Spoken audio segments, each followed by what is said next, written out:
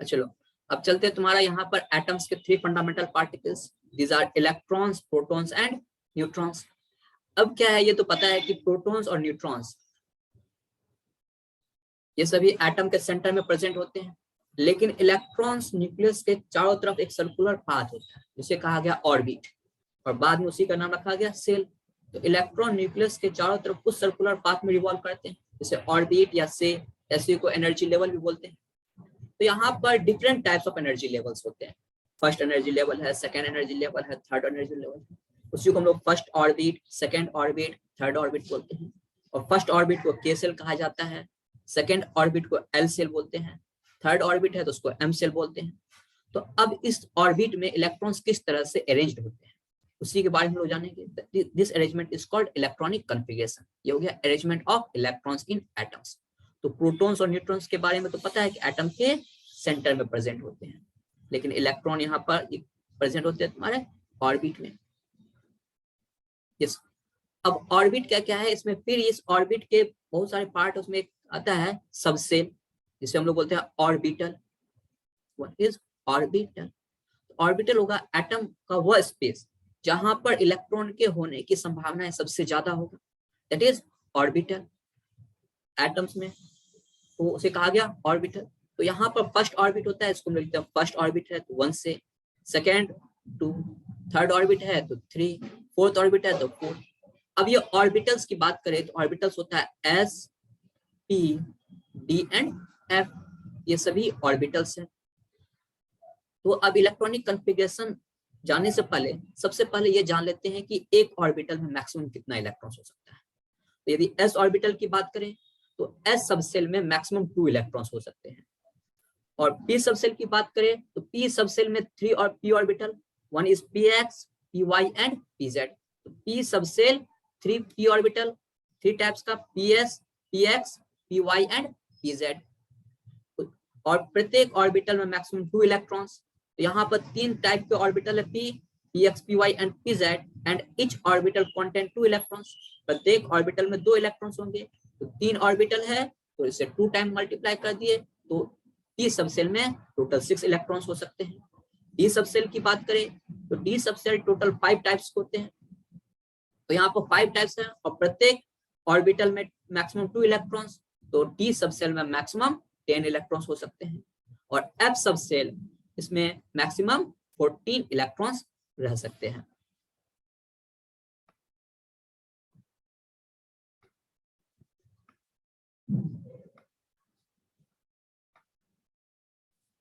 तो यहाँ पर हम लोग बात करें एक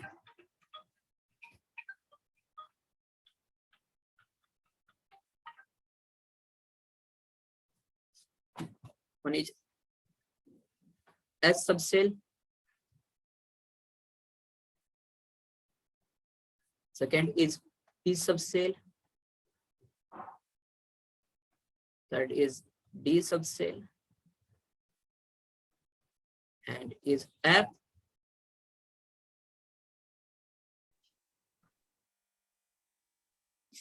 लास्ट ग्रुप किया था सर कैसे आ रहा ना क्लियर? हाँ वो फोन आ गया था किसी का। जी जी, तो वहां पर फोन रिसीव तो नहीं किए थे, साइलेंट में कर दे रहे हैं, साइलेंट में कर देते मोबाइल को, दिक्कत नहीं होगी।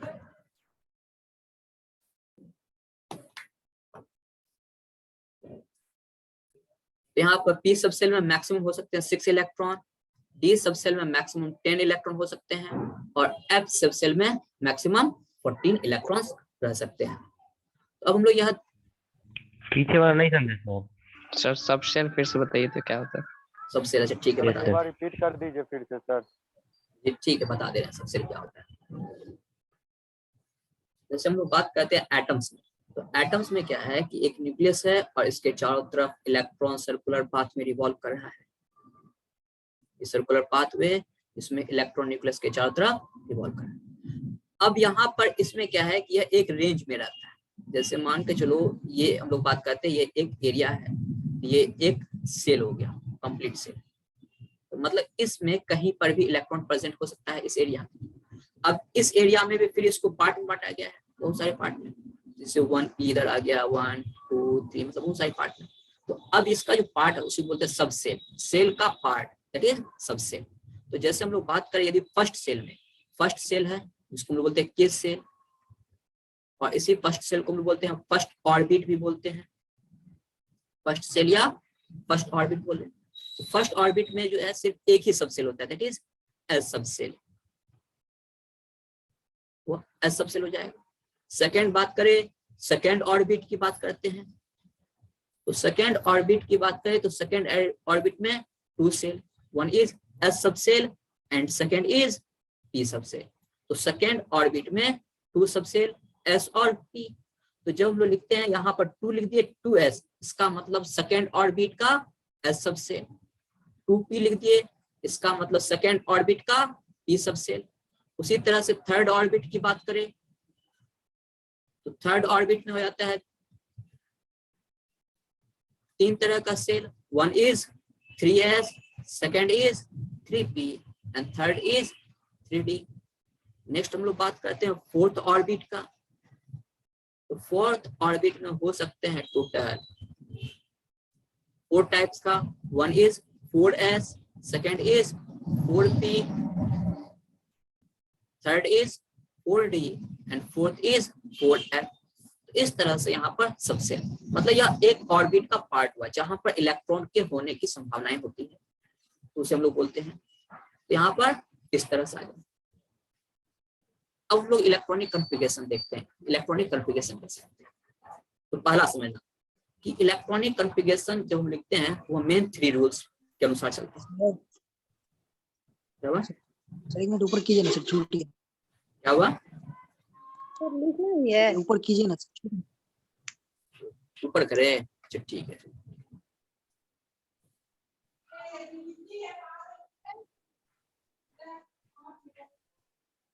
सबसेल वाला सर दिखाइए ना, वो लिखना है। तो सबसेल वाला, सबसे ऊपर वाला, जी यस ये वाला ना। जी फिर उससे ऊपर है सर, एक बार और ऊपर कीजिए। और ऊपर करें, यस सर, yes। ये देखिए, हाँ सही है। ठीक है, अब नीचे से ले। Yes sir.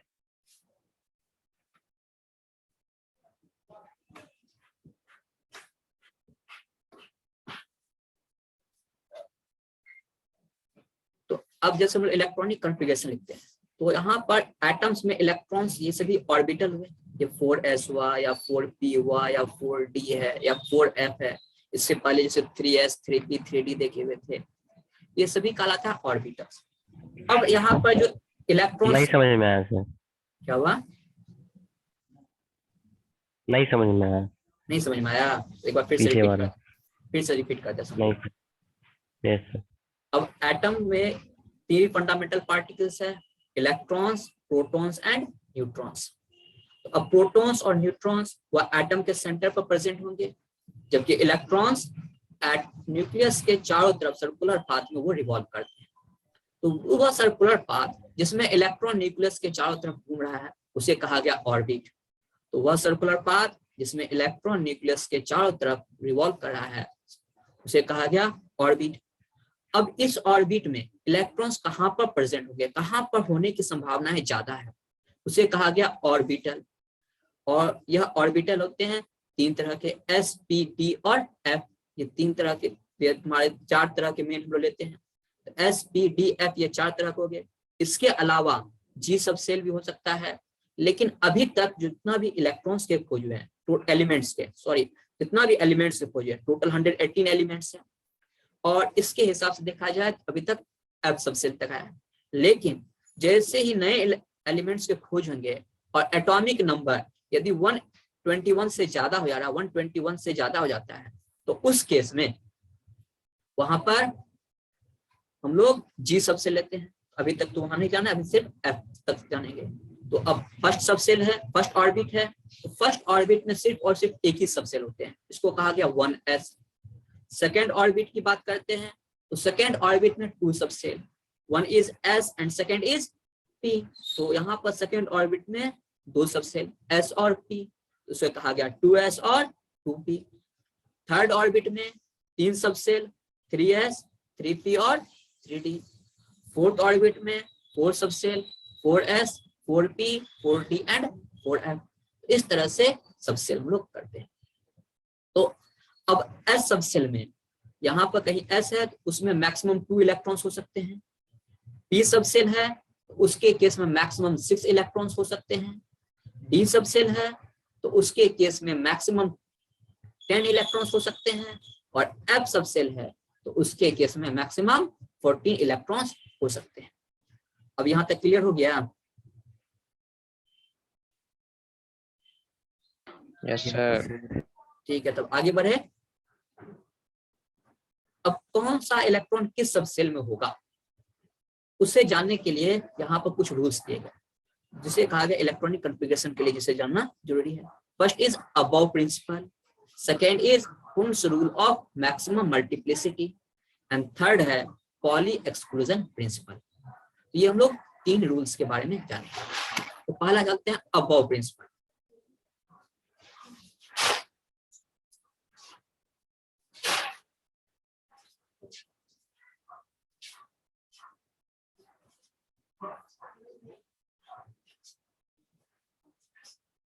यहाँ पर अबव जो है, ये अबव ये एक जर्मन वर्ड है।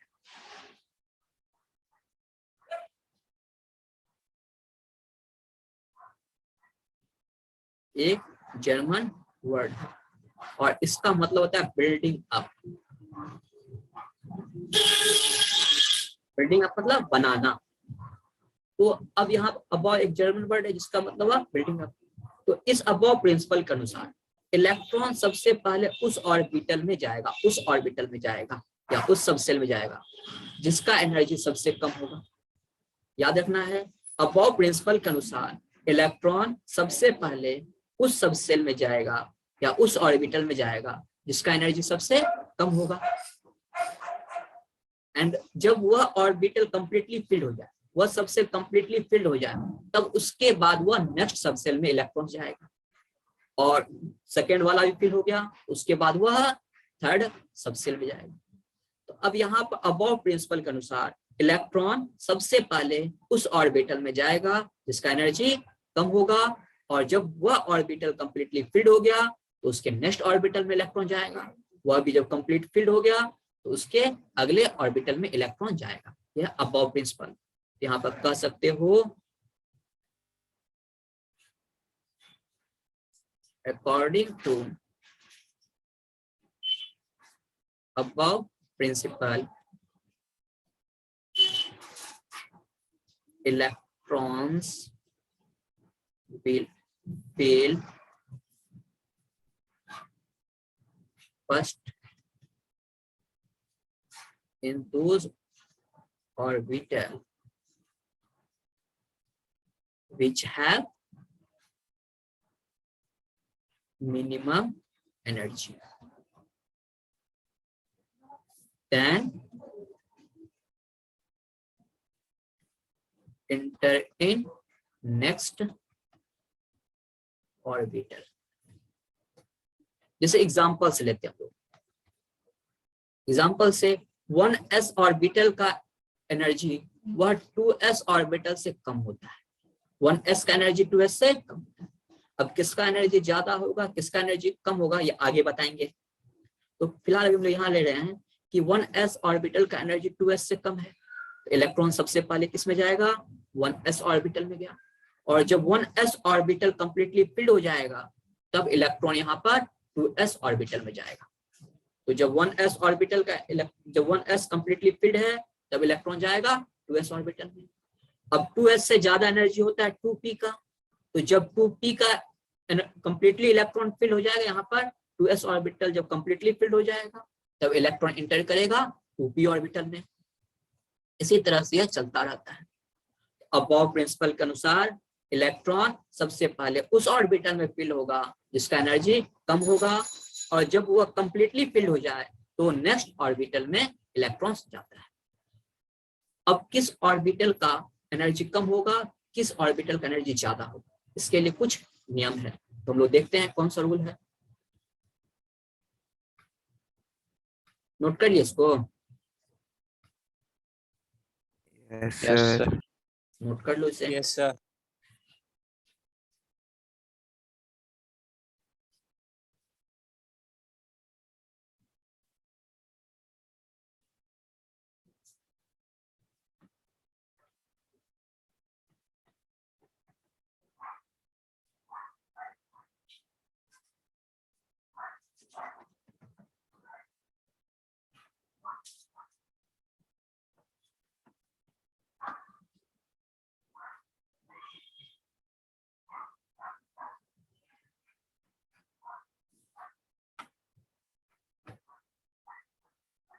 लिख लिया ना, अब आगे चलते हैं। तो इसमें पहला पॉइंट आता है, वैसा ऑर्बिटल जिसका n+l का वैल्यू ज्यादा होगा उसका एनर्जी ज्यादा होगा, जिसका n+l का वैल्यू कम होगा उसका एनर्जी कम होगा। तो यहाँ पर कह सकते हो द ऑर्बिटल विच n+l, इसके बारे में बताएंगे, n+l के बारे में बताएंगे अभी क्या होता है। The orbitals which n+l, orbit और हाँ इसके बारे में अभी बता देते हैं। Yes orbit orbital sir same चीज है। नहीं, ऑर्बिट और ऑर्बिटल अलग अलग चीज है। ऑर्बिट क्या हुआ, तो इलेक्ट्रॉन न्यूक्लियस के चारों तरफ जो सर्कुलर पाथ में रिवॉल्व करा उसे कहा गया ऑर्बिट। अब उस ऑर्बिट में इलेक्ट्रॉन कहां पर होने की संभावना है, किसका ज्यादा है, मतलब इलेक्ट्रॉन का वो एटम का वो स्पेस उस ऑर्बिट में जहां पर इलेक्ट्रॉन के होने की संभावना ज्यादा है, दैट इज ऑर्बिटल।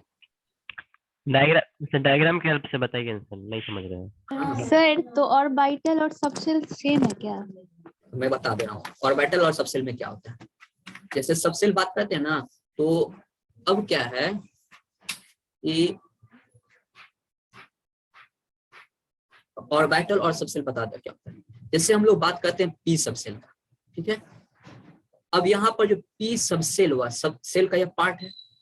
अब यह पी सबसेल को हम लोग तीन तरह से कर देते हैं, px, py एंड pz। तो यहाँ पर px ये एक ऑर्बिटल हो गया, py यह एक ऑर्बिटल हो गया और pz यह एक ऑर्बिटल हो गया। तो अब यहाँ पर p सबसेल जो है ये तीनों को मिलाकर बन गया तुम्हारा p सबसेल। तो p सबसेल में आ गया px, py और pz, ठीक है। उसी तरह से d सबसेल में होता है, तो d सबसेल है तो हम लोग वहां पर बात करते हैं। तो d सबसेल में आता है dxy, dyz, dzx, dx² - y² and is dz²। तो यहाँ पर d सबसेल हो गया और ये 5 जो है इसे हम लोग बोल देते हैं ऑर्बिटल। तो हम बात करते जिसका n+l का वैल्यू ज्यादा होगा उस ऑर्बिटल का एनर्जी ज्यादा होगा, जिसका n+l का वैल्यू कम होगा उस ऑर्बिटल का एनर्जी कम होगा। यहाँ पर the orbitals which n+l value is more will have more energy। पढ़ रहा और क्या इसका म्यूट कर लो, इसका माइक है। मनदीप मनदीप म्यूट करो। अच्छा हो गया। मनदीप सर एक सेकंड सर, हम इंटरफेयर करना नहीं चाह रहे थे। एक बच्चा अभी आपसे पूछ रहा था कि ऑर्बिट और ऑर्बिटल क्या होता है, ठीक है। तो ये शायद पूछा था युवराज, कौन था जी? प्रभात था सर। सर तो मेरे को बता ही रहे थे, तो हम एक सिंपल लैंग्वेज बता देते हैं। सर क्लास ले रहे थे, डिस्टर्ब नहीं करना चाह रहे थे। देखो ऑर्बिट ऑर्बिटल, ऑर्बिटल का मतलब जहां पर मैक्सिमम प्रोबेबिलिटी इलेक्ट्रॉन फाइंड करने की। जैसे मान लो ग्रे मैटर इंस्टीट्यूट है और मान लो अनिकेत सर इलेक्ट्रॉन है, तो ऑर्बिट हो गया ग्रे मैटर।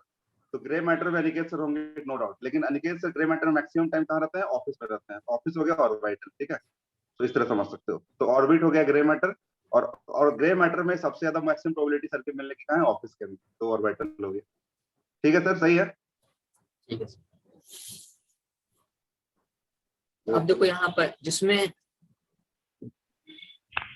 अब देखो यहाँ क्या है, जिसका n+l का वैल्यू ज्यादा होगा उसका एनर्जी ज्यादा होगा। तो orbitals which n+l value is more energy.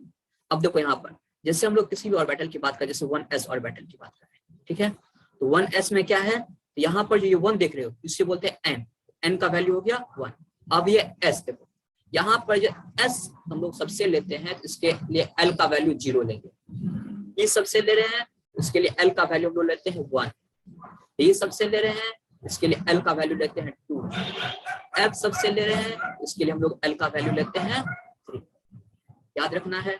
यहाँ पर अब हम लोग n प्लस l का वैल्यू देखते हैं, तो यहाँ पर 1s तो फर्स्ट ऑर्बिट और s तो सबसे यहाँ पे L है क्या?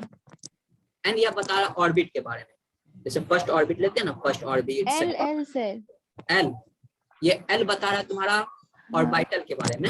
जैसे सबसेल बात करते हैं ना s p d f, इसके बारे में। यदि तुम्हारा s सबसेल है तो उसके लिए L का वैल्यू हम लोग 0 लेके चलते हैं। s सबसेल दिया हुआ है, s ऑर्बिटल दिया हुआ है तो उसके लिए L का वैल्यू हम लोग 0 लेके चलेंगे। p ऑर्बिटल है तो उसके लिए L का वैल्यू हम लोग 1 लेके चलेंगे। d ऑर्बिटल है तो उसके लिए L का वैल्यू 2 लेके चलेंगे। f ऑर्बिटल है उसके लिए हम लोग L का वैल्यू 3 लेके चलेंगे। इस तरह से हम लोग ऑर्बिटल, इसे याद रखना है। एटॉमिक स्ट्रक्चर में इसके बारे में पढ़ोगे, जब क्वांटम नंबर पढ़ोगे ना इसके बारे में डिटेल से पढ़ना है। तो वहाँ क्वांटम नंबर में इसके बारे में पढ़ोगे कि 0 क्यों ले रहे हैं, L बराबर 1 क्यों ले रहे हैं, L बराबर 2 क्यों ले रहे हैं। तो अभी यहाँ पर इसे समझ लेते हैं। सिर्फ ध्यान रखना है कि यदि L बराबर 0 मीन्स S सबसेल, L बराबर 1 it means P subshell, L बराबर 2 it means D subshell and L बराबर 3 it means S subshell.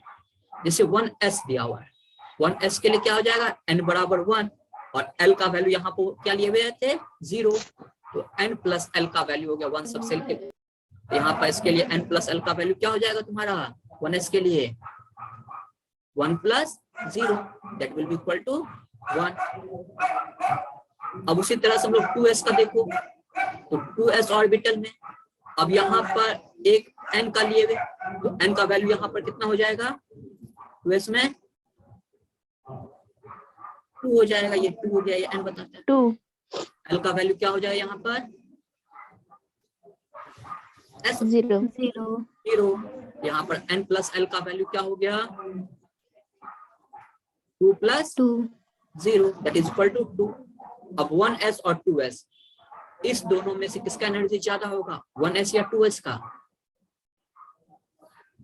2s का एनर्जी ज्यादा होगा, तो 1s के कंपैरिजन में 2s का एनर्जी यहाँ पर ज्यादा। यहाँ पर डायरेक्ट क्वेश्चन आता है, 2 ऑर्बिटल दिया रहेगा और पूछा जाएगा कि किसका एनर्जी ज्यादा है किसका एनर्जी कम है, तो आराम से बता लोगे, कोई दिक्कत नहीं होगा इसमें। Yes sir. चलो ठीक है, हम नेक्स्ट और एक एग्जांपल देखते हैं इसका। नोट कर लिए हो ये सब?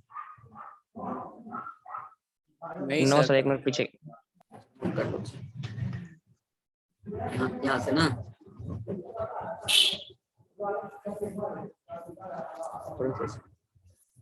नीचे का न्यूमेरिकल करना होगा, नीचे कीजिए सर थोड़ा। ऊपर का हो गया। अब बताओ सही है ना?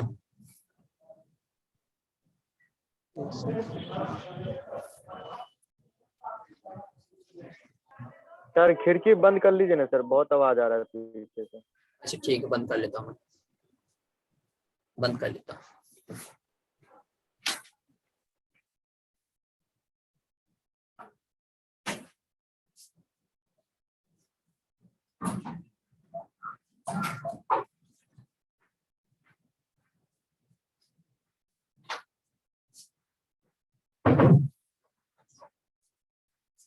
हो गया सर।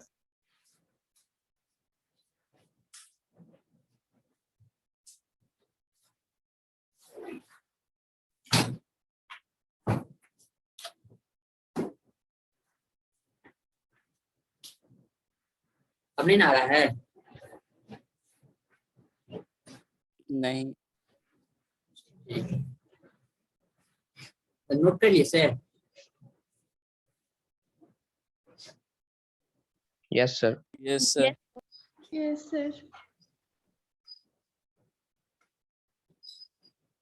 अच्छा एक बात बताओ, अगला देखते हैं तुम्हारा 2s और 2p, ये दोनों में किसका एनर्जी ज्यादा होगा, 2s और 2p में? 2p का ज्यादा होगा, 2p। 2p का ज्यादा होगा। कैसे होगा ये देखो, 2s है 2s के लिए हम लोग क्या लेते हैं, n का वैल्यू हो गया तुम्हारा 2 और यहाँ पर l का वैल्यू हो गया 0, तो n प्लस l का वैल्यू क्या हो जाएगा 2 + 0 2।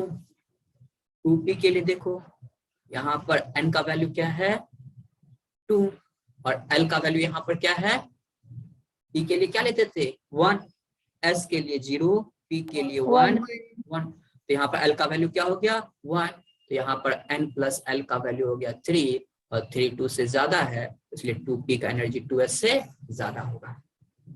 यहाँ तक में कहीं कोई दिक्कत? ये तुम्हारा पहला रूल था कि जिसका n प्लस l का वैल्यू ज्यादा होगा उसका एनर्जी ज्यादा होगा। अब सेकेंड देखते हैं, जब n प्लस l का वैल्यू सेम रहे, तो नेक्स्ट देखते हैं हम लोग अगला है कि जब n प्लस l का वैल्यू सेम रहे तो उसके केस में जब n का वैल्यू ज्यादा होगा उसका एनर्जी ज्यादा होगा। जब n प्लस l का वैल्यू सेम है तो उसके केस में जिसका n का वैल्यू ज्यादा होगा उसका एनर्जी ज्यादा होगा। तो जैसे कहते हैं when the value of n plus l is same, then the orbital which n is more will have more energy। जिसका n का वैल्यू ज्यादा होगा उसका एनर्जी ज्यादा होगा। जैसे एग्जांपल्स में देखते हैं, एक हम लोग लेते हैं 3p ऑर्बिटल, ठीक है, और दूसरा लेते हैं 4s ऑर्बिटल। एक हो गया 3p और सेकंड इज 4s। अब 3p में देखो यहाँ पर n का वैल्यू कितना हो जाएगा, 3p में n का वैल्यू 3 और l का वैल्यू क्या हो जाएगा, यहाँ पर l का वैल्यू 1, तो n प्लस l का वैल्यू क्या हो गया यहाँ पर 3 + 1 it is 4, n plus l का वैल्यू यहाँ पर आ गया 4। 4s में भी देखो यहाँ पर n का वैल्यू कितना है 4 और l का वैल्यू यहाँ कितना होगा 0 n प्लस l का वैल्यू यहाँ पर क्या हो गया 4 + 0 दैट इज इक्वल टू 4। तो अब यहाँ पर n प्लस l का वैल्यू दोनों के केस में सेम है, तो जब n प्लस l का वैल्यू दोनों के केस में सेम होगा तो वहां पर जिसका n का वैल्यू ज्यादा होगा उसका एनर्जी ज्यादा होगा। तो यहाँ पर किसका 3p और 4s दोनों में से किसका n का वैल्यू ज्यादा है, 3p या 4s में 4s, किसका दोनों में से किसका एनर्जी, तो 4s का एनर्जी जो है वह ज्यादा हो जाएगा किससे 3p से हो जाएगा।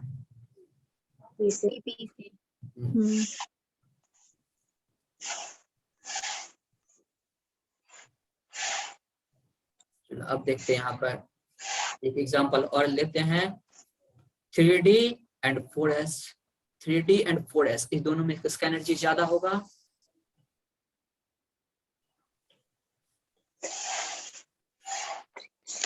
थ्री एंड 4s इस दोनों में किसका एनर्जी ज्यादा होगा 4s वाला सर।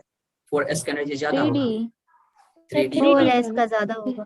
3d सर, अच्छा देख लेते हैं 3d का ज्यादा होना चाहिए। हाँ देखो यहाँ पर 3d, तो जब n इसमें n का वैल्यू कितना है 3, l का वैल्यू d के लिए l का वैल्यू कितना लेते हैं 2 लेते हैं, यहाँ पर n प्लस l इसका वैल्यू क्या हो जाएगा 3 + 2 दैट इज इक्वल टू 5। और 4s में देखो n का वैल्यू यहाँ पे कितना है 4 और l का वैल्यू यहाँ पर कितना है 0, तो यहाँ पर n प्लस l इसका वैल्यू कितना हो जाएगा 4 + 0 दैट इज इक्वल टू 4। तो यहाँ पर 4 आ गया। अब बताओ 5 बड़ा है या 4 बड़ा है, पहले n प्लस l का वैल्यू देखते हैं। जब n प्लस l का वैल्यू सेम होता था तब देखते थे कि किसका n का वैल्यू ज्यादा है, तो पहला देखना है n प्लस l, तो n प्लस l 3d का ज्यादा है 4s से, तो इस कारण से 3d का energy that will be the greater than 4s, तो 3d का एनर्जी 4s से ज्यादा होगा। यहाँ तक में कोई दिक्कत? No sir. No sir. ये आ गया। अब क्या है कि जैसे एक एक करके तो निकालना मुश्किल काम होता है, तो अब इसके लिए क्या किया गया कि एक पैटर्न बनाया गया जिसको हम लोग लिखते हैं। यदि बचपन में पढ़े होगे, याद होगा तो एक बार याद करना। जैसे 1s लिख दिया, उसका 2s 2p 3s 3p 3d 4s 4p 4d 4f 5s 5p 5d 5f 6s 6p 6d 6f 7s 7p 7d 7f। इस तरह से चलता है। अब किसका ज्यादा है वो जानना है, तो पहले इसको हम लोग इस तरह से कट किए, फिर ये सेकेंड ये वाला है एरो यहाँ पर बैठा देते हैं, ठीक है, इस कट किए, फिर यहाँ पर आ गए, फिर इस तरह से कट किए, यहाँ पे एक एरो दे दिए, यहाँ पे स्टार्ट किए, इसको इस तरह से कट करके यहाँ पर एक एरो दे दिए, यहाँ पर इस तरह से कट करके इस तरह से। तो इसके डायग्राम के बेसिस पर हम लोग बता सकते हैं कि किसका एनर्जी ज्यादा हो सकता है, किसका एनर्जी कम हो सकता है। अब देखो कैसे बताएंगे। अब देखना है, सबसे पहले यहाँ से स्टार्ट हो, पहले कौन कटा 1s, तो 1s का एनर्जी सबसे कम होगा, 1s का एनर्जी सबसे कम होगा। उसके बाद फिर यहाँ से कटने के बाद फिर हम लोग यहाँ पर आ गए, सेकंड कौन कटा 2s, तो 2s का एनर्जी उससे ज्यादा। फिर ये जब हो गया तो फिर यहाँ से आए, यहाँ से आता है पहले 2p उसके बाद 3s, तो यहाँ पर आ जाएगा 2p एंड देन 3s। फिर उसके बाद यहाँ पर आ गया, फिर यहाँ पर चलते हैं, यहाँ पर कहाँ से आता है 3p, उसके बाद 3p के बाद कौन आ रहा है 4s, 3p 4s। फिर जब ये यहाँ आ गया तो फिर हम लोग यहाँ से आते हैं, यहाँ पर कौन है 3d then 4p then 5s। समझ में आ रही है सब कैसे लिख रहे हैं। Yes sir. Yes sir. अब जब यहाँ आ गया फिर हम लोग बिगिनिंग से यहाँ से स्टार्ट किए, यहाँ पर कौन आ जा रहा है 4d 5p उसके बाद 6s, उसके फिर यहाँ पर आते हैं तो 4f 5d 6p उसके बाद 7s। इस तरह से तुम्हारा चलता रहेगा। तो अब यहाँ पर क्या होता है कि यह एनर्जी का जो ये तुम्हारा ऑर्डर है, इसे ध्यान में रखना होगा इलेक्ट्रॉनिक कॉन्फ़िगरेशन लिखने के लिए। इसका एक और तरीका है इसे याद रखने का, किसका एनर्जी ज्यादा है किसका एनर्जी कम है, उसे याद रखने का एक और तरीका है। वो क्या है वो देखो। सर वो लिखने दीजिए पहले। वो लिख लोगे, ठीक है स्लाइड, हाँ स्लाइड थोड़ा नीचे कीजिए। ठीक है, चलो लिख लो इसे।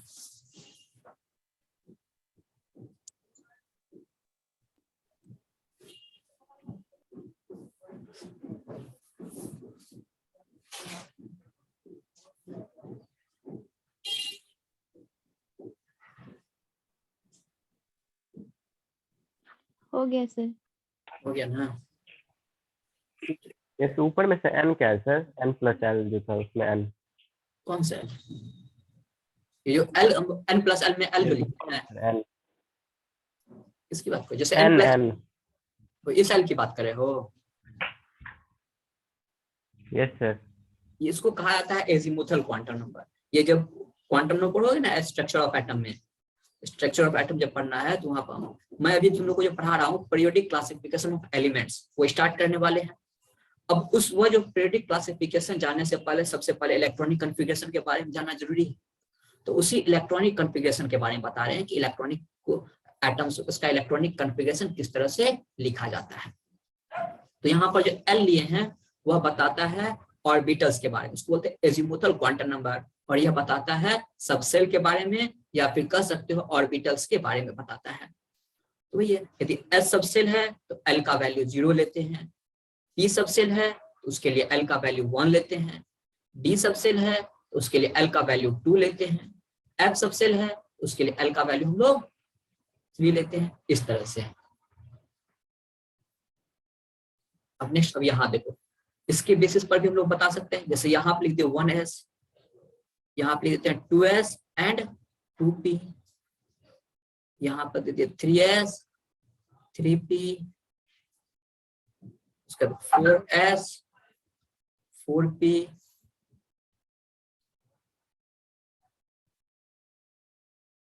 4s and 4p। सेकेंड हम लोग देखें यहाँ पर 5s, 5p, 6s, 6p, 7s, 7p। अब देखो यहाँ पर याद रखना है कि 1s, 2s, 2p, 3s, 3p, उसका 4s। यहाँ पर हम लोग लिखते हैं 3d, उसका 5s के बाद 4d, उसके बाद 6s के बाद लिखते हैं हम लोग 4f, 5d, उसका 7s के बाद हम लोग लिखेंगे 5f, 6d। अब इसके बेसिस पर भी हम लोग अरेंज कर सकते हैं। कैसे करोगे? तो पहले 1s, उसके बाद कौन आ रहा है 2s, तो 2s लिख दिए। उसके बाद कौन आया 2p, यहाँ 2p लिख दिए। इसके बाद यहाँ पर आ रहा है 3s, तो 3s लिख लिए। यहाँ पर 3p, तो 3p। यहाँ पर 4s, तो 4s दे दिए। उसके बाद 3d, यहाँ पर 3d हो गया। यहाँ पर 3d के बाद 4p, तो 4p लिख लिए। यह तुम्हारा ऑर्डर हो गया। 5s है तो 5s हो गया। उसके बाद 4d है तो 4d। उसके बाद आता है तुम्हारा 5p, तो 5p हो गया। उसके बाद 6s, उसके बाद 4f, उसके बाद 5d, उसके बाद 6p, और इसी तरह से 7s, और इसी तरह से यह चलता है। चाहो तो ये वाला ऊपर के डायग्राम के हिसाब से तुम अपना ऑर्डर लिख सकते हो, या फिर नीचे के हिसाब से जो तुमको सुटेबल लगे, जो आसान लगे याद करने में, उस अनुसार तुम अपना ध्यान में रख सकते हो। बना लो, इसे भी लिख लो।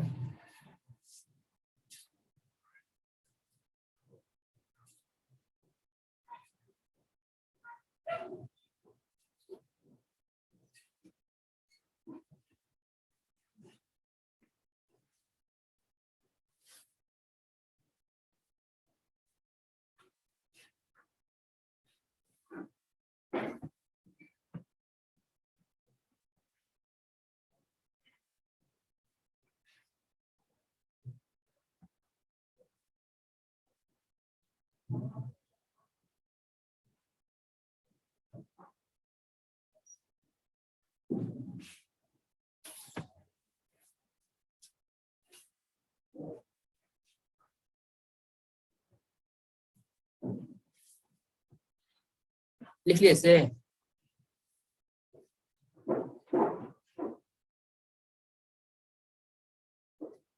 एक आगे बढ़े।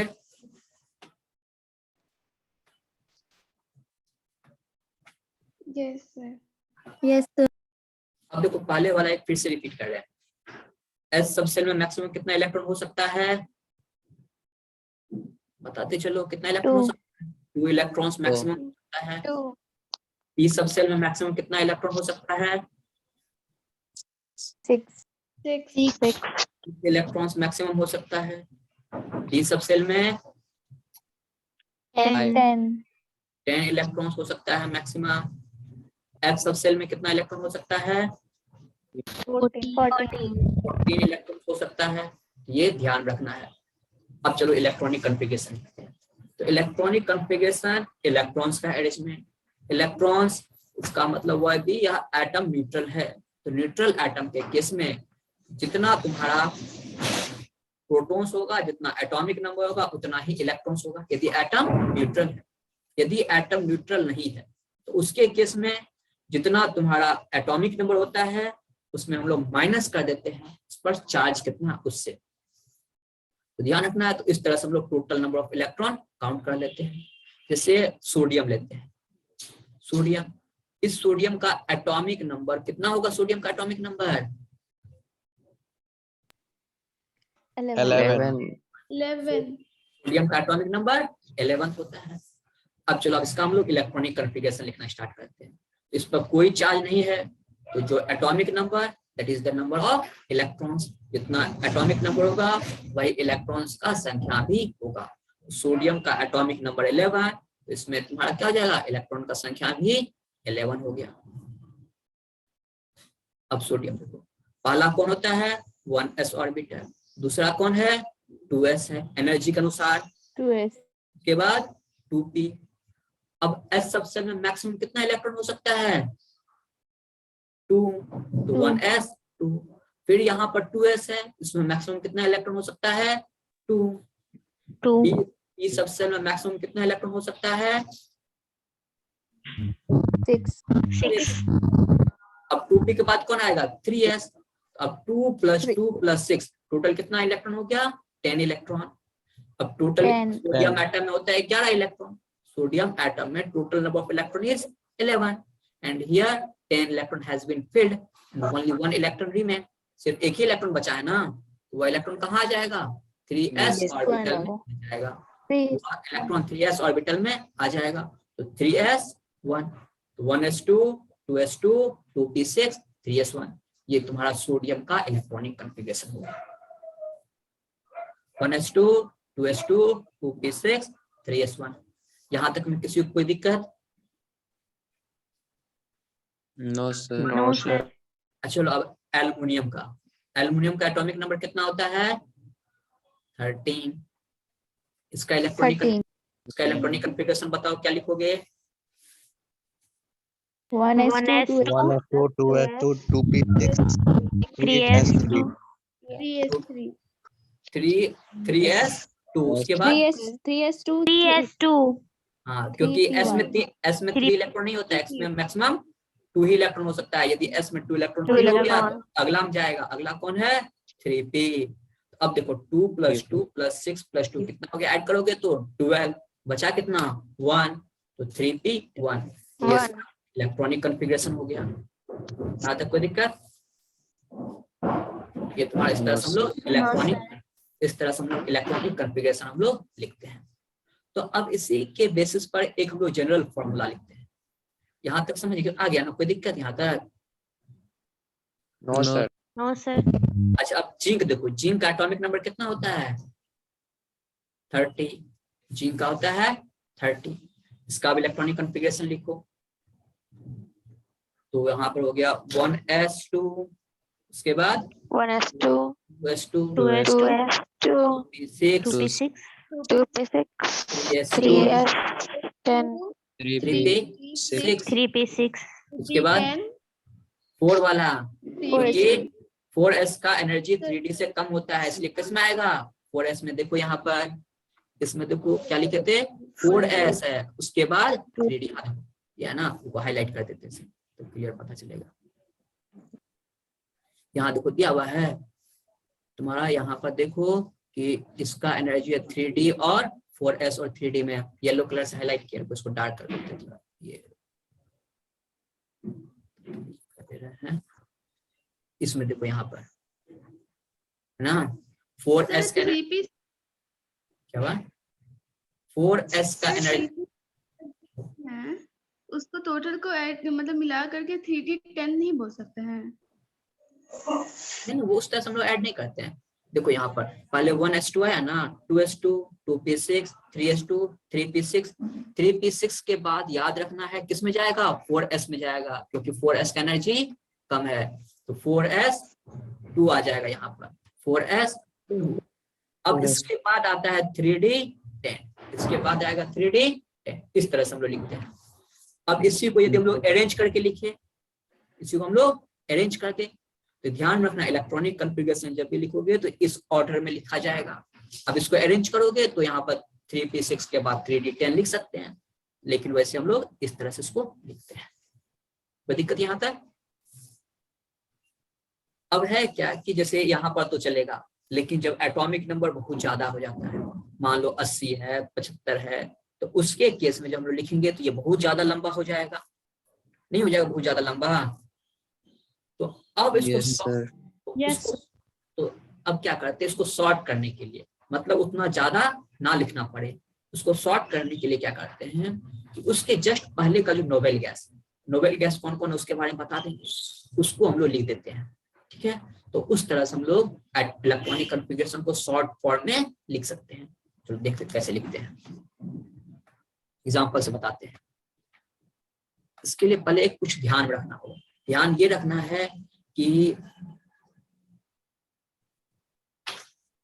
जैसे हीलियम है, हीलियम का एटॉमिक नंबर होता है 2।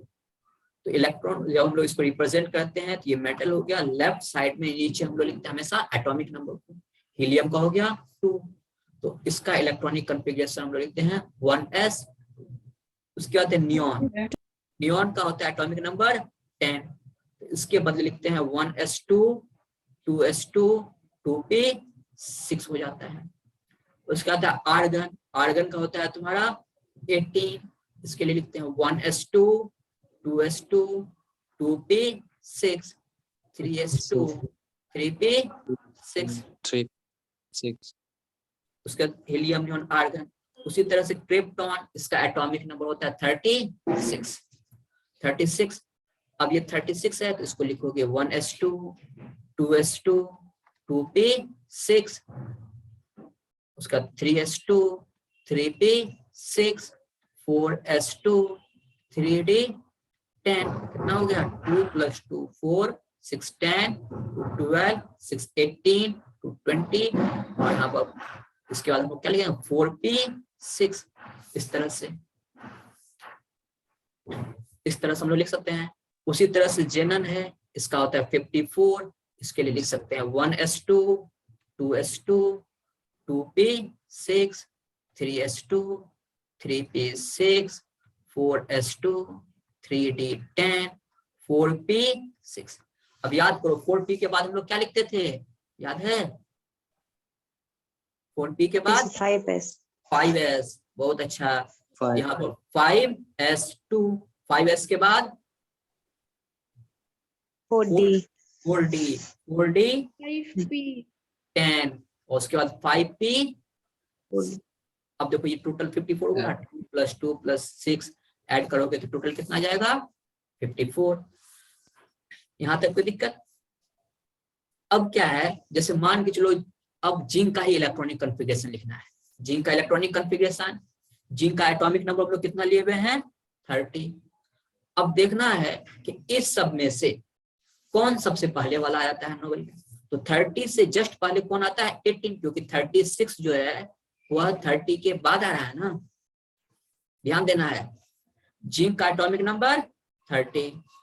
अब इससे जस्ट पहले वाला कौन सा नोबेल गैस होगा, तो जिसका एटॉमिक नंबर इससे जस्ट पहले कम होगा, मतलब आर्गन 18 वाला। उसका क्रिप्टन है वह 36 होता है। तो जिंक से जस्ट पहले कौन आता है आर्गन। तो अब यहाँ पर आर्गन का इलेक्ट्रॉनिक कॉन्फ़िगरेशन इतना आ रहा है।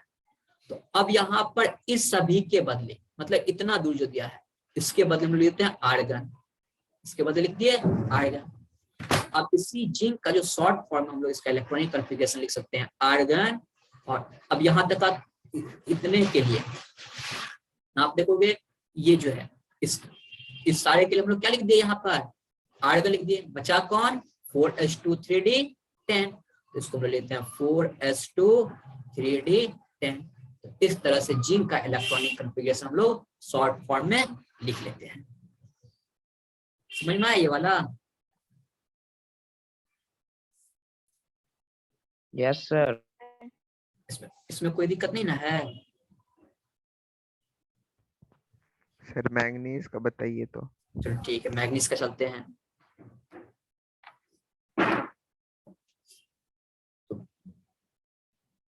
M हो गया मैग्नीज, ठीक है।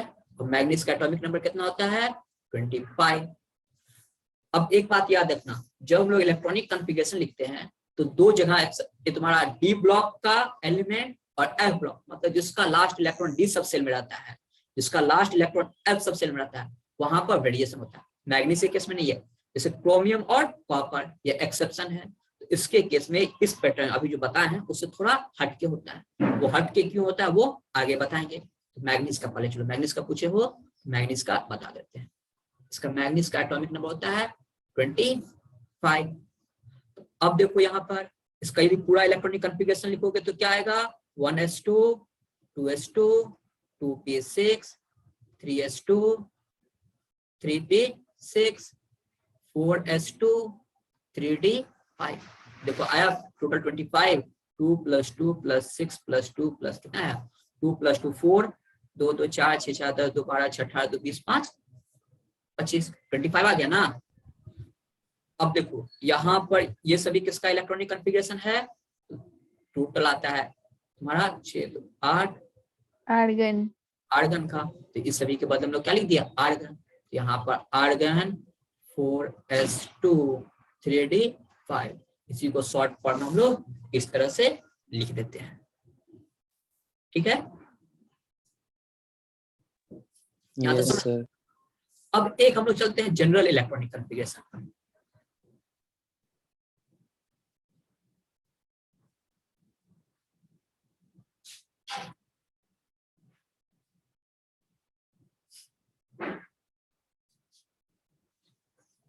याद रखना जनरल इलेक्ट्रॉनिक कॉन्फ़िगरेशन होता है NS122, या तो 1 इलेक्ट्रॉन या 2 इलेक्ट्रॉन। दूसरा लेते हैं 1p, सॉरी यहाँ पर NS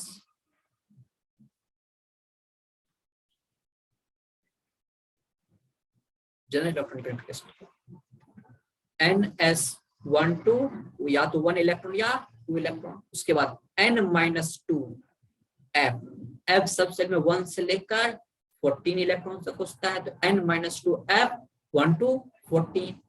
उसके बाद चलते हैं N-1 D 1 to 10 तक।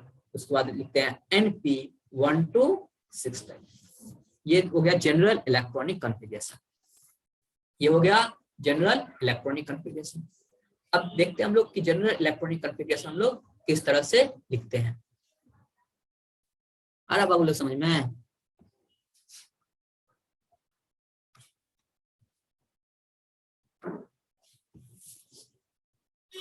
Yes sir. ठीक है,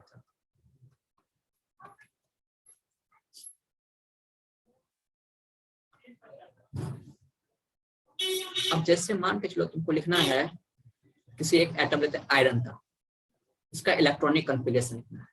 उसका एटॉमिक नंबर कितना होता है 26। आयरन का एटॉमिक नंबर कितना है 26 है।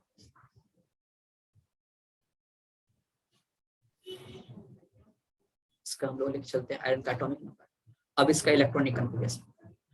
अब सबसे पहला देखो आयरन, आयरन से जस्ट पहले कौन सा नोबेल गैस है। अब हम लोग डिटेल में जाएंगे, हम लोग शॉर्ट फॉर्म में लिखने के लिए। डिटेल में तो समझ गए कि किस तरह से हम लोग लिखते हैं, इस तरह से किस तरह से लिखते हैं। अब हम लोग डायरेक्ट ये वाला इस तरह से लिखने के लिए समझ रहे हैं, इस तरह से डायरेक्ट हम लोग शॉर्ट में इतना ना करना पड़े, डायरेक्ट हम लोग इस तरह से लिख ले, वही करेंगे। क्योंकि प्रॉपर्टीज मेनली डिपेंड करता है बाहरी सेल के इलेक्ट्रॉनिक कॉन्फ़िगरेशन पर।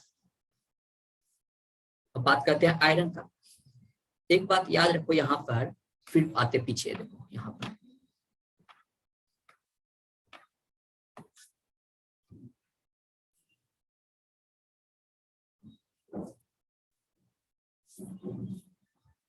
एक बात बताओ, ये हीलियम याद रखना है, ये किस में आता है तुम्हारा, स्कूल में लेते हैं फर्स्ट पीरियड में, ये आता है फर्स्ट पीरियड में। ये वाला जो नियॉन ये आता है सेकेंड पीरियड में, ये आएगा तुम्हारा थर्ड पीरियड में, ये आएगा फोर्थ पीरियड में, ये आता है फिफ्थ पीरियड में। मतलब यह इस सभी पीरियड का सबसे लास्ट एलिमेंट्स है। अब हम लोग चलते हैं आयरन का इलेक्ट्रॉनिक कॉन्फ़िगरेशन। तो अब इसमें देखना क्या है, इसे तुम लोग नोट कर लियो, ये वाला जो है स्क्रीन पर जो आ रहा है। Yes sir. Yes, sir. अब इसके लेफ्ट साइड में जो first second third fourth fifth लिखे हैं वो लिख लो।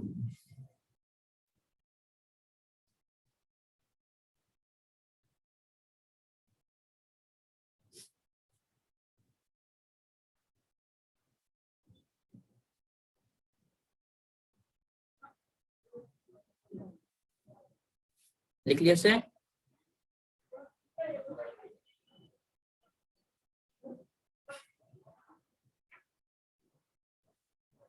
यस क्लास में खत्म तू की कर रही है फुल रखो अरे mute कर। डाउन के लिए ना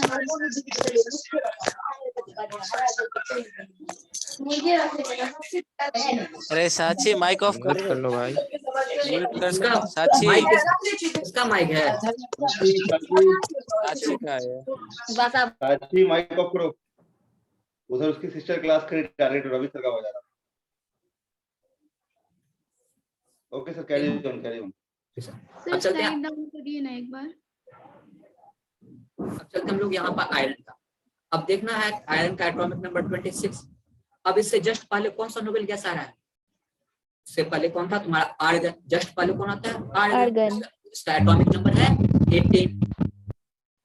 ये आर्गन हो गया 18। और यह आर्गन बताओ किस पीरियड में है? यहाँ पर देखोगे तो आर्गन किस पीरियड में आ रहा है? देखो लिखे ना, थर्ड पीरियड में। अच्छा, थर्ड पीरियड है। उसके बाद जस्ट बाद कौन सा पीरियड स्टार्ट होता है? थर्ड के बाद फोर्थ पीरियड। आर्गन आ गया थर्ड पीरियड में, इसके जस्ट बाद स्टार्ट होगा फोर्थ पीरियड। तो अब यहाँ पर n के बदले हम लोग लिख देते हैं 4। ध्यान रखना, आयरन, इसका एटॉमिक नंबर 26, इसके जस्ट पहले का नोबेल गैस आर्गन, जिसका एटॉमिक नंबर 18, आर्गन जिसका एटॉमिक नंबर 18, और आर्गन आता है थर्ड पीरियड में, और अगला इलेक्ट्रॉन किस में आएगा? फोर्थ पीरियड में आएगा। यहाँ पर n बराबर लिख दिए 4। अब हो गया तुम्हारा 4s। s में कितना इलेक्ट्रॉन हो सकता है? s में हमारा 2 इलेक्ट्रॉन, 4s2। अब देखो 4 - 2 तो कितना होता है? 2। 4 - 2 तो हो जाता है 2। यहाँ पर 2f, और 2f कोई भी ऑर्बिटल नहीं है। ठीक है, ध्यान रखना, 2f कोई ऑर्बिटल नहीं है। तो 2f जब कोई भी ऑर्बिटल होता नहीं इस टाइप का, f जब भी स्टार्ट होगा कहाँ से होगा? 4f से। यदि 2f आ रहा है, 3f आ रहा है, उसे हम लोग नहीं लिखेंगे। क्यों नहीं लिखेंगे? क्योंकि 2f और 3f ये ऑर्बिटल नहीं होता है। क्लियर हुआ? सर आपका आवाज नहीं आ रहा है।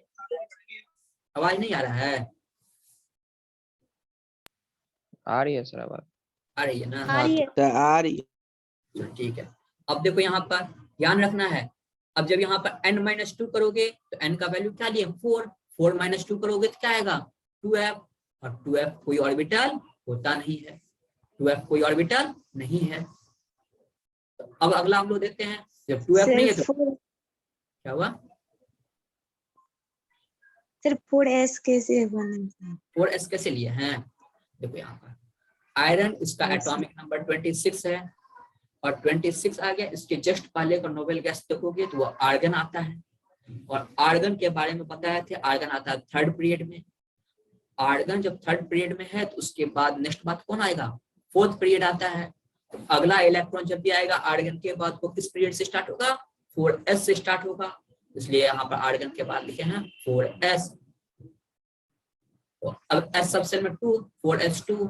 उसके बाद यहाँ देखो n-2f1 to 40, 4 - 2 2f, 2f होता नहीं है, इसको हम नहीं लिखे। फिर n-1 4 - 1 3d, तो 3d नाम का ऑर्बिटल होता है। यहाँ पे 3d, और 3d में कितना होता है? 1 से लेकर 10 तक। 3d में कितना होता है? 1 से लेकर 10 तक। अब काउंट करो, आर्गन में 18 इलेक्ट्रॉन प्लस 2 तो 20 इलेक्ट्रॉन, रिमेन कितना रहा? 6, तो बचा 6 electron.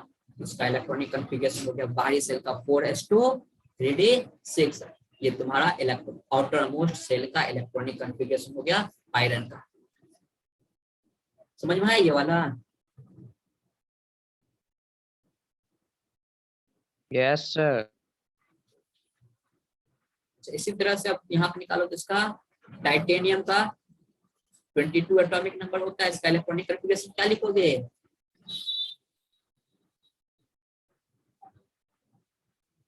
Argon 4s2 and 3d2.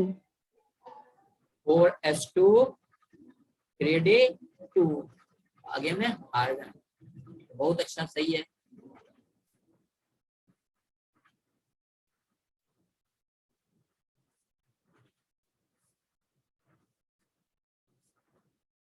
अच्छा, नेक्स्ट हम लोग देखते हैं तुम्हारा अगला, इसका देखो, जब तुम्हारा एटॉमिक नंबर 39 रहे तो उसका इलेक्ट्रॉनिक कॉन्फ़िगरेशन क्या लिखोगे?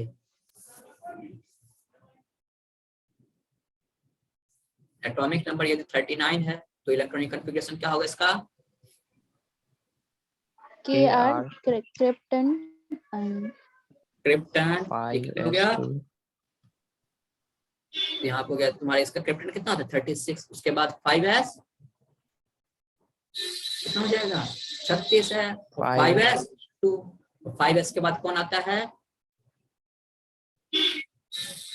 5s के बाद 4d, 4d आता है ना, 4d। तो यहाँ पे 36 और प्लस 2 हो गया 38 और बचा कितना 1, तो 4d 1। 1 अब इलेक्ट्रॉनिक कॉन्फ़िगरेशन यहाँ तक समझ गए। अब नेक्स्ट बात करते Yes, हैं sir. तुम्हारा, अब 2 एलिमेंट देते हैं, क्रोमियम और तुम्हारा कॉपर का। तो अब यहाँ पर इलेक्ट्रॉनिक इसका थोड़ा सा हटके है, बात करेंगे इलेक्ट्रॉनिक कॉन्फ़िगरेशन ऑफ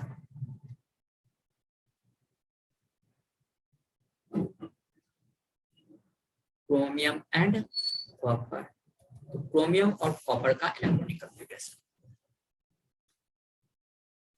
तो क्रोमियम का होता है एटॉमिक नंबर 24 एंड कॉपर का एटॉमिक नंबर होता है 29। अब बताओ क्रोमियम का जैसे पहले बताए थे उसके अनुसार क्या इलेक्ट्रॉनिक कॉन्फ़िगरेशन होना चाहिए इसका,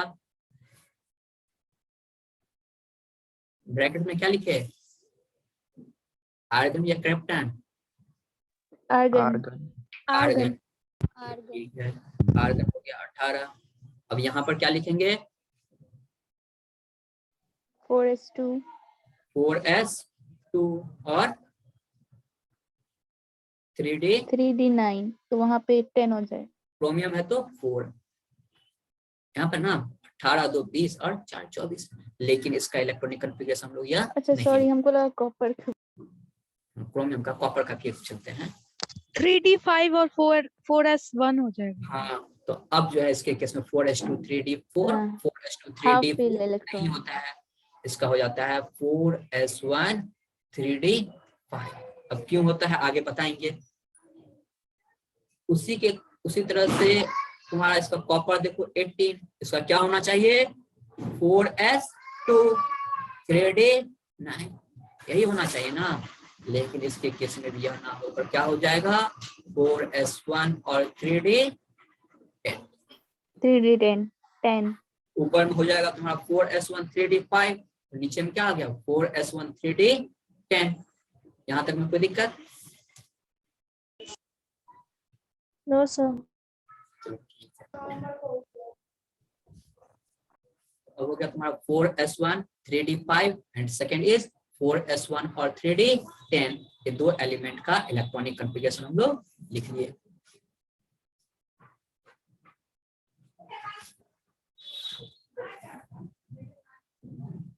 नेक्स्ट, अब देखो यहाँ पर ये क्यों हो रहा है वो देख लेते हैं। 3d5 यहाँ पर यह इलेक्ट्रॉनिक कॉन्फ़िगरेशन क्यों ना होकर ये क्यों हुआ वो देखते हैं, ये ना होकर ये वाला क्यों हुआ वो देखते हैं। अब एक बात ध्यान रखना है कि हाफ फिल्ड नोट कर लेते हैं कि यदि ऑर्बिटल हाफ फिल्ड है, हाफ फिल्ड या फिर full field is more stable, stability की वजह से। हाँ, मोर स्टेबल होता है देन पार्शियली फिल्ड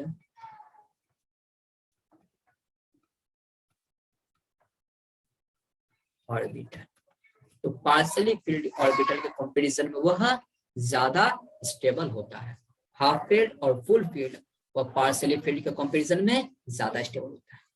जैसे देखो यहाँ पर हाफ फील्ड कहने का मतलब जैसे डी ऑर्बिटल में मैक्सिमम कितना इलेक्ट्रॉन हो सकता है 10 इलेक्ट्रॉन। तो जब डी ऑर्बिटल में मैक्सिमम होता है 10 इलेक्ट्रॉन और 10 का 10 इलेक्ट्रॉन डी ऑर्बिटल में यदि आ जा रहा है दैट इज फुल फील्ड। यदि 10 ना आकर कोई और आ रहा है तो वो फुल फील्ड नहीं कहलाएगा। डी ऑर्बिटल में मैक्सिमम हो सकता है कितना इलेक्ट्रॉन 10 इलेक्ट्रॉन, और 10 का हम लोग यदि क्या कर हाफ कर दे तो मैक्सिमम हो सकता है 10 इलेक्ट्रॉन, और 10 का जो हम लोग हाफ कर दे तो 10 का हाफ करोगे तो क्या हो जाएगा 10/2। 10 का हाफ कर दिए तो 10/2 दैट इज 5, मतलब यह तुम्हारा हाफ है। हाफ है तो इसको लिख सकते हैं हाफ फील्ड, ये हो गया हाफ फील्ड। तो जब तुम्हारा डी ऑर्बिटल हाफ फील्ड रहे या फुल फील्ड रहे या फिर जब लोग बात करते हैं किसमें, एफ सबसेल में, यदि हाफ फील्ड रहे या फुल फील्ड रहे, तो हाफ फील्ड और फुल फील्ड वो पार्शियली फील्ड के कंपैरिजन में ज्यादा स्टेबल होता है। और इसी के कारण तुम्हारा यहाँ पर हम लोग यहाँ पर D4 के जो D4 ये तुम्हारा ना ही हाफ फील्ड है ना ही फुल फील्ड, जो ना ही हाफ फील्ड हो ना ही फुल फील्ड हो, that is called partially field. जबकि यहाँ पर 3D that is full field, तो 3D फुल फील्ड है और 3D5 जो है वो फुल फील्ड हो गया, जबकि 3D4 वो पार्शियली फील्ड है। तो यहाँ पर फुल फील्ड वो ज्यादा स्टेबल होता है पार्शियली फील्ड के कंपैरिजन में। तो इस कारण से यहाँ पर हम लोग 4s1 3D5 लिखते हैं, और यहाँ पर 4s1 और कॉपर के केस में 4s1 और 3D10 लिखते हैं। यहाँ तक कोई दिक्कत समझने में? यहाँ तक में कोई दिक्कत नहीं है तुम लोगों को? No sir. नहीं ना? चलो अब एक बात ध्यान रखना, ये तो यहाँ बता दिए, लेकिन यह जरूरी नहीं है कि यह हर एक जगह एप्लीकेबल हो। जैसे टंगस्टन के केस में लेते हैं तो वहां पर D4 ही स्टेबल होता है, टंगस्टन के केस में D4 ही स्टेबल होता है। तो यहाँ पर D ब्लॉक के जब इलेक्ट्रॉनिक कॉन्फ़िगरेशन लिखोगे या फिर F ब्लॉक के एलिमेंट का जो इलेक्ट्रॉनिक कॉन्फ़िगरेशन लिखेंगे, D ब्लॉक मतलब लास्ट इलेक्ट्रॉन यदि D सबसेल में आ जा रहा है तो D block element, last electron यदि F सबसेल में आ जा रहा है that is F block elements. तो D ब्लॉक और F ब्लॉक एलिमेंट्स का जो है तुम्हारा वह इलेक्ट्रॉनिक कॉन्फ़िगरेशन बहुत ज्यादा वेरिएशन होता है। तो जब वहां पर उस टेबल के बारे में पढ़ेंगे, उस D ब्लॉक और F ब्लॉक के बारे में पढ़ेंगे, तो वहां पर उसके बारे में, उसके इलेक्ट्रॉनिक कॉन्फ़िगरेशन के बारे में डिटेल से जानेंगे। तो फिलहाल यहाँ तक रखते हैं। यह है तुम्हारा ये हाफ फील्ड और फुल फील्ड के कंपैरिजन में। यहाँ पर इस तरह से हम लोग इलेक्ट्रॉनिक कॉन्फ़िगरेशन लिखते हैं। तो बेसिक जो था, जो तुम्हारा पीरियोडिक टेबल में जरूरत पड़ेगा वो एक बता दूं। अब नेक्स्ट जो तुम्हारा एक और जो एप्लीकेबल है वो आता है तुम्हारा Hund's rule of maximum multiplicity. क्या हुआ? नहीं लिखे थे, एक बार पीछे कीजिए। इसे फिर से पीछे एक्सप्लेन करते या लिखना है तुम लोगों को?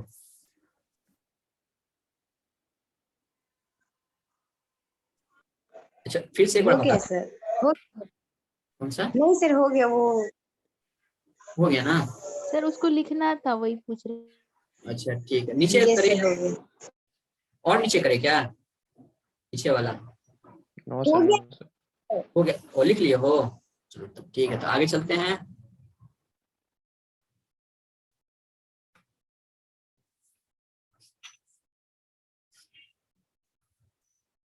अब अगला आता है तुम्हारा Hund's rule of maximum multiplicity.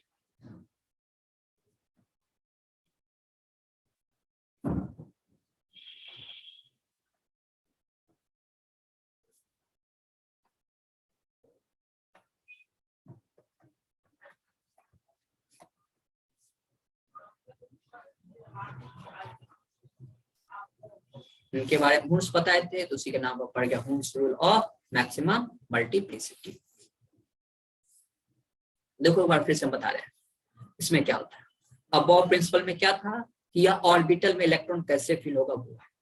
तो अब जैसे हम लोग पी सबसेल की बात बताए थे, तो पी सबसेल जैसे है तुम्हारा पी सबसेल, तो यह पी सबसेल टोटल होता है 3 टाइप का। One is px, py and third is pz।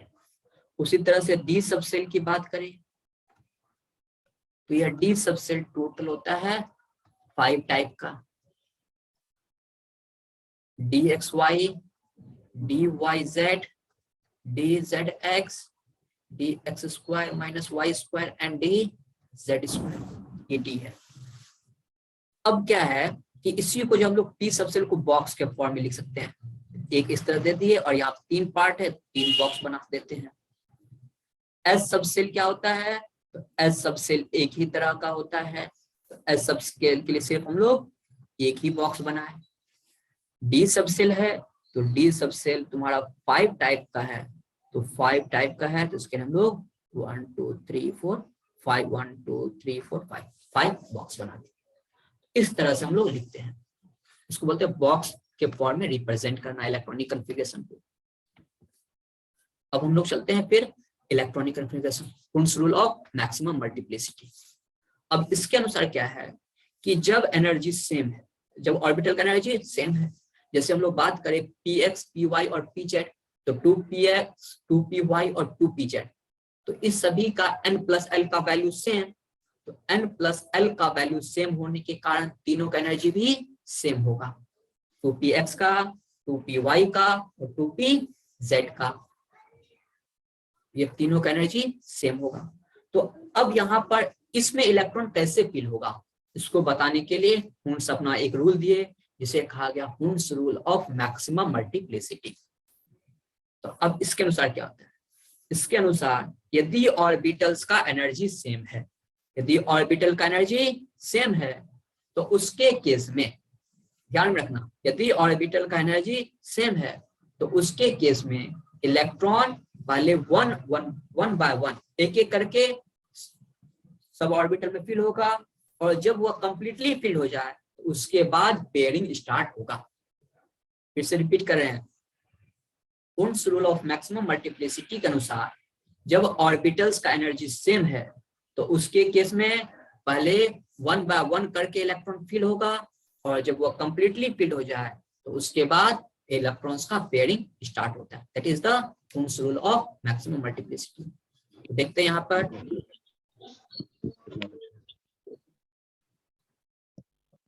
according to कौन class 11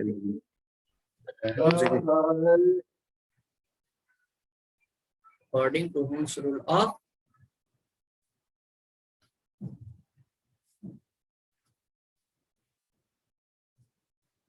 maximum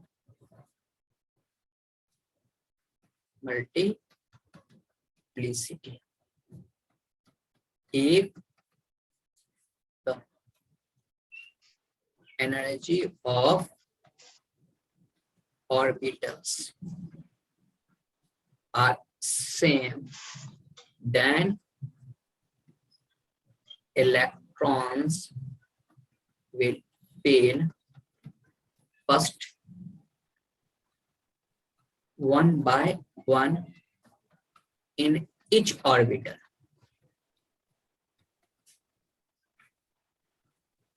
and then pairing will start। तो उसके बाद हम लोग इलेक्ट्रॉन्स का पेयर करते हैं। जैसे एग्जांपल से समझते हैं इसे, हम लोग एग्जांपल के मदद से समझते हैं।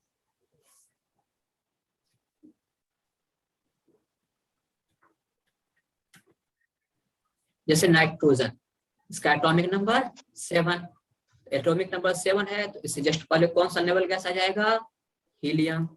हीलियम किस में आता है, फर्स्ट पीरियड में। इसके बाद कौन सा पीरियड, सेकेंड पीरियड, तो यहाँ पर हो जाएगा 2s2 एंड 2p3, ये हो गया। तो यहाँ पर इसमें आ गया 2 और +2, 4 + 3 7। यहाँ तक में किसी को कोई दिक्कत? अब देखो, अब हम शुरू में हम लोग चलते हैं। यहाँ पर 2s है, तो s के लिए 1 बॉक्स लिख दिया, ये हो गया 2s का। अब यहाँ पर 2p,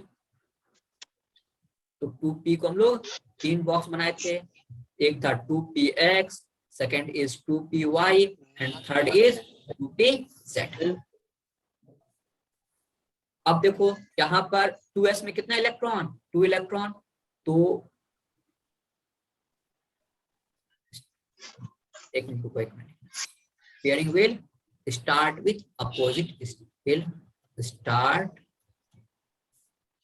with opposite spin।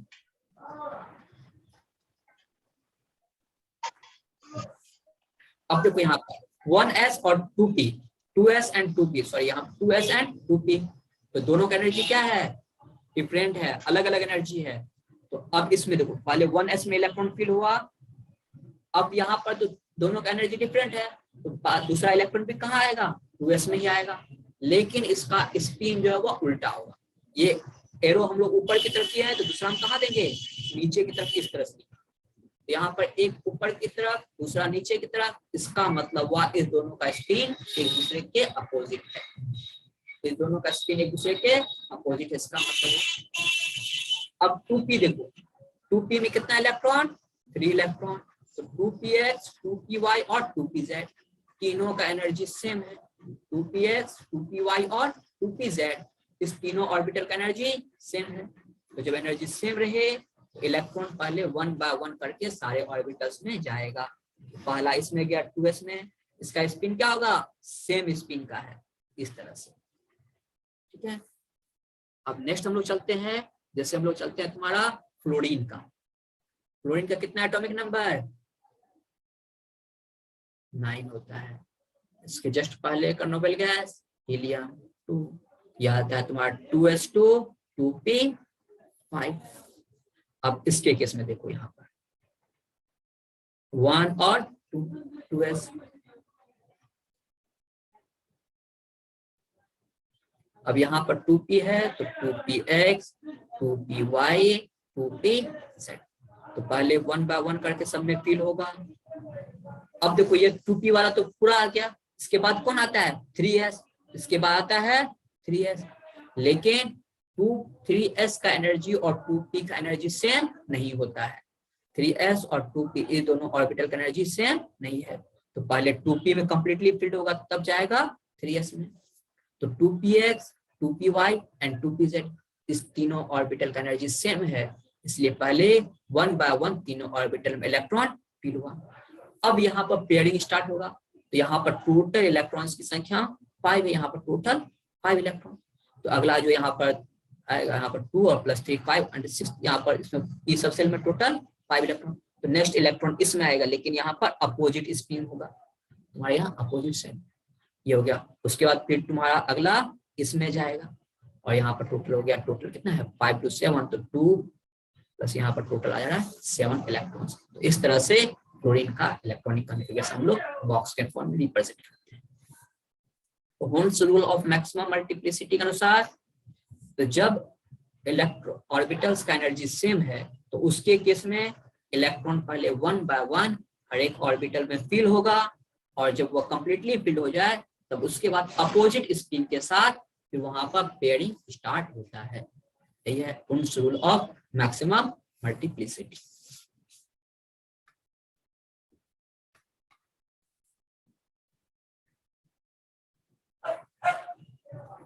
अब देखते हैं इसमें से क्वेश्चन किस तरह से पूछा जाता है तुम्हारा नेक्स्ट में। जैसे तुम्हारा दिया है कि which of the following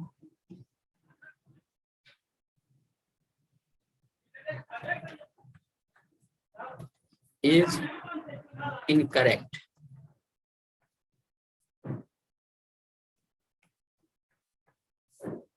according to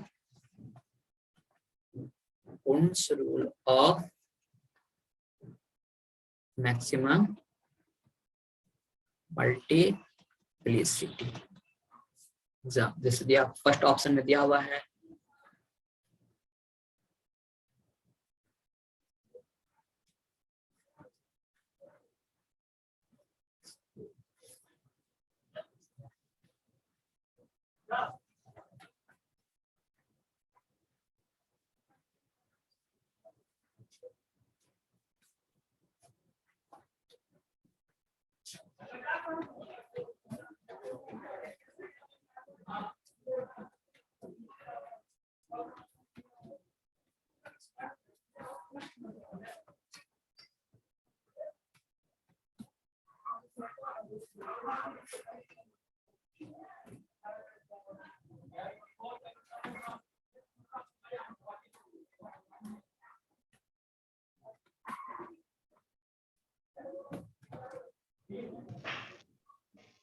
अच्छा इसमें बताओ।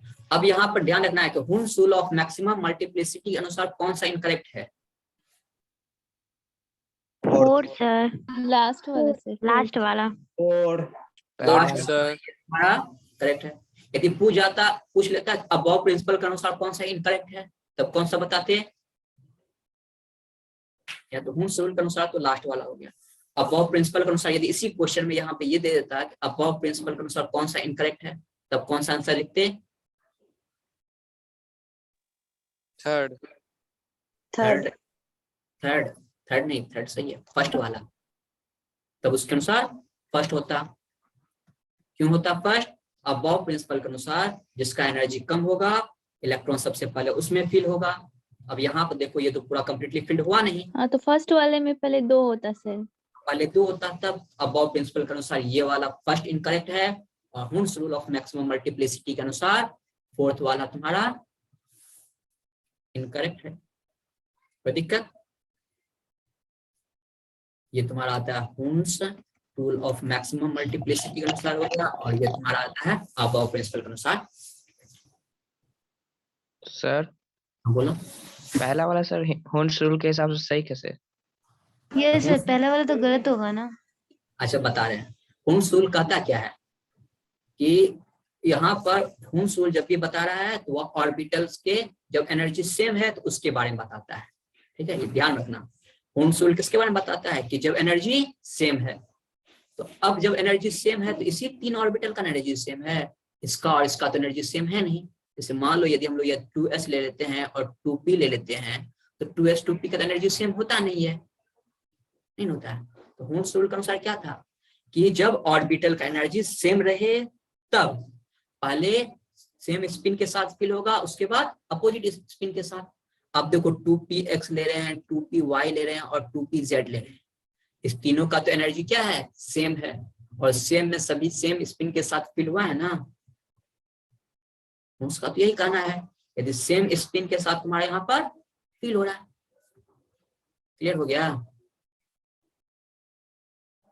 फिर से एक बार रिपीट करते हैं। Yes sir. हुन्स रूल के अनुसार कहना था कि जब ऑर्बिटल्स का एनर्जी तुम्हारा सेम है, जब ऑर्बिटल्स का एनर्जी सेम है, तो अब 2s और 2p में यदि हम लोग कंपेयर करें दोनों का एनर्जी सेम नहीं है, तो यहाँ पर हुन्स रूल तो ऑलरेडी एप्लीकेबल नहीं है, तो यहाँ पर हुन्स को हम लोग ध्यान में नहीं देंगे। अब क्या है कि अब 2px 2py और 2pz, तो अब इसी 3 का एनर्जी सेम है, और 3 का एनर्जी सेम है तो एक एक करके पहले फिल हुआ है ना, इसमें सेम स्पिन के साथ नहीं हुआ है, इसलिए पहला अपॉन, ये तो अपॉन कहता था कि सबसे पहले इलेक्ट्रॉन उसमें फिल होगा जिसका पूरा एनर्जी क्या होगा तुम्हारा, जिसका एनर्जी कम होगा उसमें तुम्हारा पहले फिल होगा, तो अबव का कहना था। तो पहला वाला अबव के अनुसार गलत, और फोर्थ वाला जो है वो Hund's rule of maximum multiplicity के अनुसार गलत हो रहा है। यहाँ तक में कोई दिक्कत? अच्छा एक और क्वेश्चन चलते हैं तुम्हारा नेक्स्ट।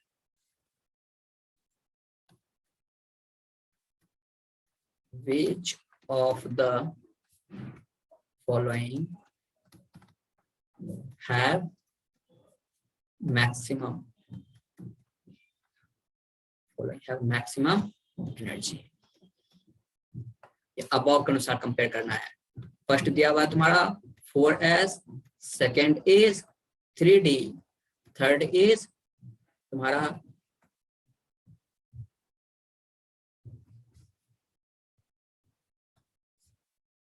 यहाँ पर 4p एंड फोर्थ इज तुम्हारा आता है 5s।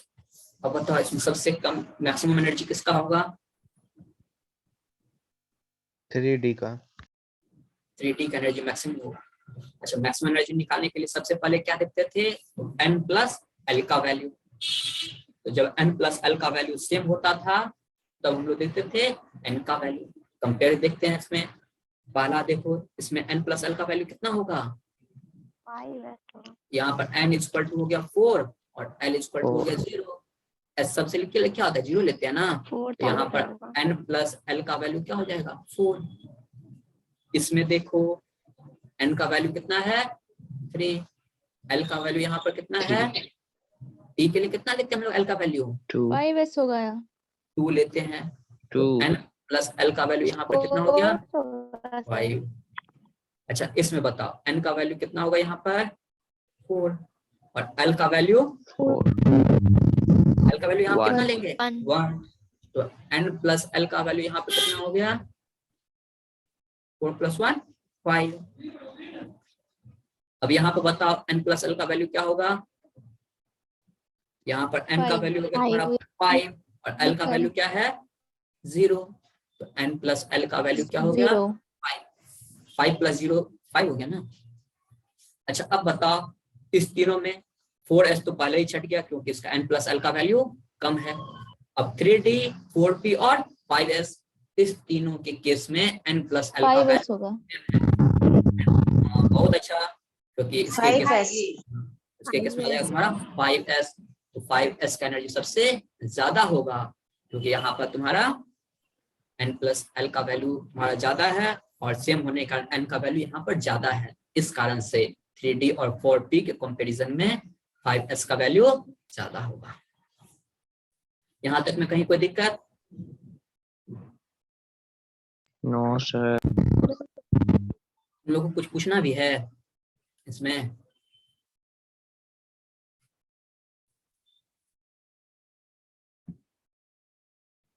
अच्छा नेक्स्ट जो है स्टार्ट हम लोग करेंगे। No sir. हाँ अब अगला जो स्टार्ट करेंगे periodic classification of element. Periodic table है ना, 3rd चैप्टर देखोगे तो इसका आता है पीरियोडिक टेबल। तो नेक्स्ट क्लास में हम लोग पीरियोडिक टेबल के बारे में स्टार्ट करेंगे, ठीक है? ठीक सर। तुम लोग कुछ Thank पूछना you. भी है इसमें?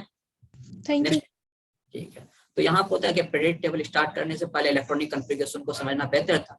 अब इलेक्ट्रॉनिक कॉन्फ़िगरेशन समझ गए तो पीरियोडिक टेबल चैप्टर को समझना आसान हो जाएगा, इजी हो जाएगा।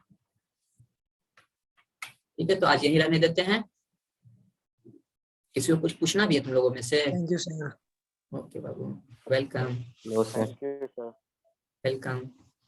ठीक है तो आज इंड करते हैं, सर मीटिंग को इंड कर देना। Thank you sir. Thank you sir. सभी को वेलकम, सभी को थैंक यू। अच्छे से आराम से पढ़े इसके लिए। कोई डाउट नहीं ना यहाँ पर अभी तक जितना भी बताया इसमें? इंड कर दे मीटिंग? No sir. इंड कर देना। No sir. Yes sir. तुम लोग को कुछ यस पूछना सर, इन है? कर दीजिए। इंड कर देना, ठीक है। No sir. यस सर, इन कर दीजिए।